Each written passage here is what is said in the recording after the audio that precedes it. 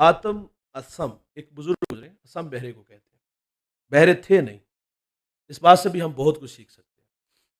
इस नाम से शोहरत कैसे पाई? आपकी मजलिस में एक बुढ़िया आके बैठ गई, उसकी हवा खारिज हो गई, महफ़िल के आदाब का लिहाज़ न रख सकी। खैर जब उसकी बारी आई, फरमाया माँ जी कैसे आना हुआ? कहती मेरा ये मसला है। आप कान पे हाथ रखो, थोड़ा-सा ऊँचा बोलो ना। कहा हज़रत मेरा ये मसला, फरमाया और ऊँचा बोलो। बुढ़िया खुश हो गई, ये तो कानों से बहरे हैं।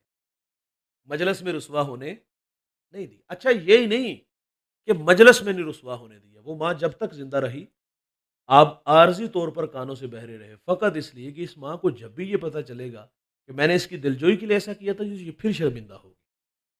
और हमारा हाल क्या है? हमारे देहातों में कच्ची गलियाँ होती हैं, कीचड़ जमा हो जाता है जब बारिश होती है।